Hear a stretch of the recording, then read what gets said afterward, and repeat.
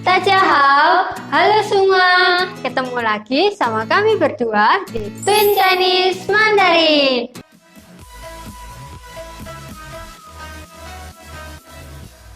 Teman-teman, di video sebelumnya kita sudah belajar tentang konsonan dan vokal. Di video ini kita akan belajar bagian ketiga dari pelafalan bahasa Mandarin, yaitu nada. Nah, ini uniknya bahasa Mandarin. Di bahasa Mandarin kita ada 4 nada. Ini kita harus benar-benar menguasai, karena dalam bahasa Mandarin beda nada, beda arti. Oke? Sekarang nada pertama, nadanya tinggi datar. A, kayak misalnya teman-teman ke dokter gigi, buka mulutnya, a, gitu, tinggi datar. Sekarang nada 2, nada 2 itu naik cepat, naik dengan cepat. A,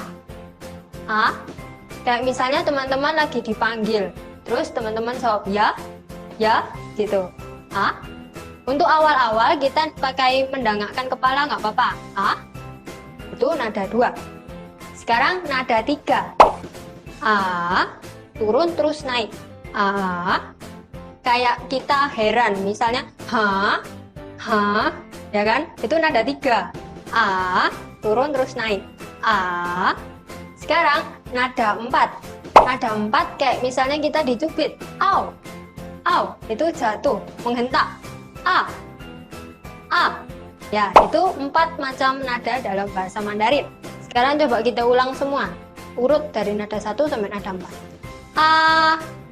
A. Gampang kan? Oke teman-teman, kita sudah belajar konsonan, vokal, dan nada. Sekarang kita latihan yuk. Coba tebak ya bininnya dari yang aku sebutkan.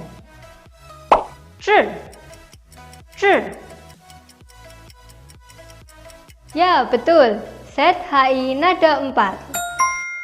Kenapa? Karena ZH, ingat, dalam bahasa Mandarin disebutnya seperti huruf C. Dan karena ada hanya, lidahnya menekuk ke belakang dan mulutnya maju sedikit. Terus karena bunyinya zhi, nada jatuh jadinya nada 4. Zhi. Oke, selanjutnya coba tebak ya bininnya apa? Pa. Ya, jawabannya PA nada 2. Kok bisa? Ingat, P dalam bahasa Mandarin dibaca seperti huruf B. P. Nah, terus ini nadanya pa, naik. Jadinya nada 2.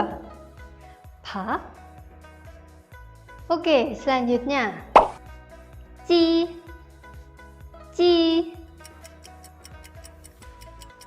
Ya, jawabannya JI nada 1. Kok bisa? Ingat, J dalam bahasa Mandarin dibaca seperti huruf C. Terus karena kita bacanya ci, nadanya datar, berarti nada 1. Ci. Wah teman-teman, kita udah belajar pelafalan bahasa Mandarin loh. Iya nih, kita udah belajar konsonan, vokal, dan nada. Jangan lupa dilatih terus ya teman-teman, supaya pelafalan bahasa Mandarin kita bisa semakin bagus. Ya betul, karena dalam bahasa Mandarin pelafalan itu penting sekali, jadi harus betul. Nah, di video selanjutnya kita akan lihat apa akibatnya kalau misalnya pelafalan kita salah dalam pengucapan bahasa Mandarin. Salah pelafalan nggak cuma bisa bikin salah paham loh, tapi bisa fatal akibatnya. So, jangan lupa subscribe dan nyalakan lonceng untuk dapat notifikasi video kita selanjutnya. 再见!